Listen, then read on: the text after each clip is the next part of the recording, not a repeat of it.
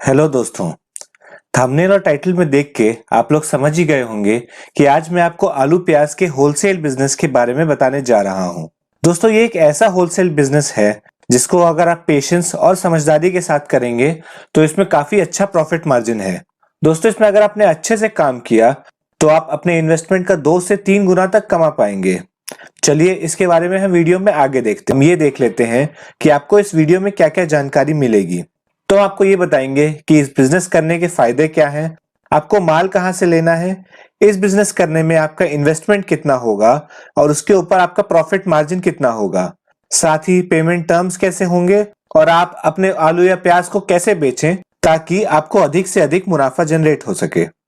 दोस्तों, सबसे पहले इस बिजनेस के फायदे की बात करें तो आलू प्याज एक ऐसी चीज है जिसका कंजम्पशन यानी खपत साल भर होती है। तो आप इसको कभी भी खरीदें, साल के किसी भी वक्त ये बिक जाएगा। तो आपको इसके खराब होने या सड़ने या फिर नहीं बिकने की चिंता करने की जरूरत नहीं है।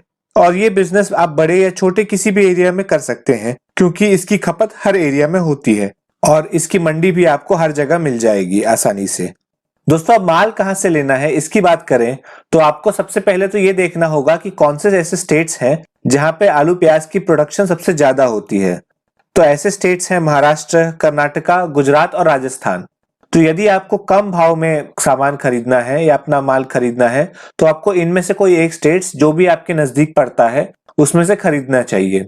यदि आप इनसे थोड़ा दूर भी रहते हैं तो आजकल ट्रांसपोर्टेशन की सुविधा हर जगह उपलब्ध है। तो आप थोड़ा ट्रांसपोर्टेशन पे खर्चा करके इन स्टेट्स से अपना माल मंगवा सकते हैं। दोस्तों, माल खरीदने के लिए आप डायरेक्टली फार्मर या फिर एजेंट से कांटेक्ट कर सकते हैं। यदि आप इन स्टेट्स के आसपास रहते हैं या फिर आपका कांटेक्ट अच्छा है तो मेरी सलाह रहेगी कि आप सीधे फार्मर से खरीदें ताकि आपको माल सस्ते में मिल पाए। लेकिन यदि आपको ज्यादा माल उठाना है और एक फार्मर से आपका काम नहीं चल पाएगा तो फिर आप एजेंट का यूज कर सकते हैं। दोस्तों, अब देख लेते हैं कि आपको माल उठाते टाइम पेमेंट कैसे करना है, यानी कि पेमेंट की टर्म्स क्या रहेगी। दोस्तों, मुख्य तौर पर इस बिजनेस में 3 प्रकार की पेमेंट टर्म्स होती है।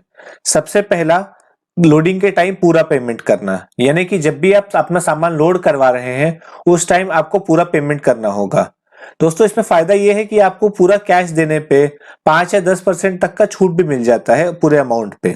अगला होता है पार्ट पेमेंट का, यानी कि कुछ अमाउंट आप लोडिंग के समय दे दें और कुछ अमाउंट आप उतरने के 15-20 दिन बाद दें।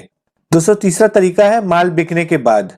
दोस्तों, ये तरीका मोस्टली आपके एजेंट या फिर फार्मर से रिलेशन पे डिपेंड करता है कि वो आपको क्रेडिट पे दे सकता है, उसका भरोसा है आप पे या नहीं है। तो आप अपने एरिया के हिसाब से और अपनी सहूलियत के हिसाब से इनमें से कोई भी पेमेंट टर्म्स चूज कर सकते हैं। अब हम देख लेते हैं कि इस बिजनेस में आपको क्या चीज की जरूरत पड़ेगी। सबसे पहली और सबसे जरूरी चीज है कि आपके पास एक गोडाउन होना चाहिए जिसमें कि आप अपना माल रख पाएंगे। अगली जरूरी चीज है आपके घर के आसपास आप कोई एजेंट या मंडी होना चाहिए जहां पे आप अपना माल सेल कर पाए। तीसरी चीज है आपके पास एक रजिस्टर्ड जीएसटी नंबर होना चाहिए। आजकल जीएसटी नंबर लेना कोई मुश्किल चीज नहीं है और केवल एक फॉर्म भर के और कुछ डॉक्यूमेंट्स जमा करके आप आसानी से जीएसटी नंबर पा सकते हैं। और चौथी चीज, आपके पास लेबर होना चाहिए, यानी कि जब आपका माल आ रहा है तब माल उतारने के लिए और जब आपको माल सेल करना है तो चढ़ाने के लिए लेबर की आवश्यकता है।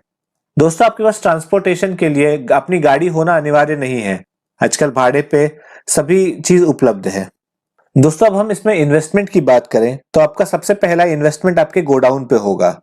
गोडाउन आप अपनी सहूलियत के हिसाब से बना सकते हैं, छोटा या बड़ा, जितने बड़ा आपको काम करना है उसके हिसाब से।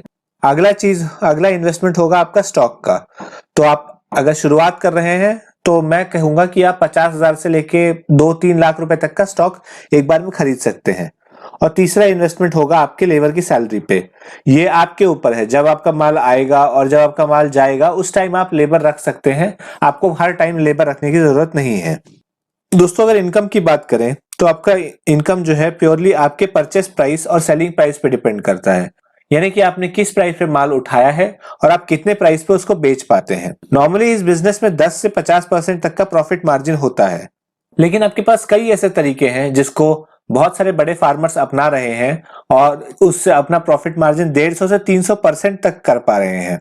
दोस्तों, प्रॉफिट मार्जिन बढ़ाने के कई तरीके हैं। सबसे पहला ये कि आमतौर पे लोग सब्जी मंडी या फिर सीधे सब्जी विक्रेताओं को अपना प्याज या आलू बेचते हैं।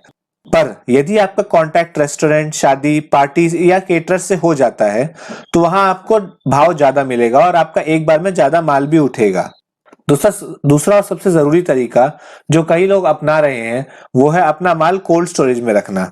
तो जब आलू प्याज का सीजन होता है उस टाइम लोग माल खरीद के कोल्ड स्टोरेज के अंदर रख देते हैं। दोस्तों, किसान जब आलू प्याज उगाता है तो उसे तो अपना माल जल्दी बेचना होता है, तो होलसेलर्स उससे उस समय माल खरीद लेते हैं और उसे कोल्ड स्टोरेज में रख देते हैं। दोस्तों, जैसा कि आपको पता होगा, कोल्ड स्टोरेज एक ऐसी फैसिलिटी है जहां पे आप अपना आलू प्याज या अन्य सब्जी या फिर फ्रूट्स रख सकते हैं और जहां का टेम्परेचर और ह्यूमिडिटी नियंत्रित किया जाता है ताकि आपका माल 2-3 महीने तक खराब ना हो। दोस्तों, हमारे देश में आलू प्याज के एक्सपोर्ट करने का प्रचलन है। दोस्तों, हमारे यहाँ पे फार्मर्स आलू प्याज को दूसरे देश में एक्सपोर्ट करते हैं ताकि उन्हें कुछ ज्यादा पैसे मिल पाए डोमेस्टिक मार्केट से। तो दोस्तों, जब ये एक्सपोर्ट वाला टाइम आता है तो उस टाइम इंडियन मार्केट में आलू प्याज की कमी हो जाती है, जिसकी वजह से आपने देखा ही होगा कि रेट कहीं भी 20-30 रुपए से लेके बढ़ते बढ़ते 100 रुपए 150 रुपए तक पहुंच जाता है।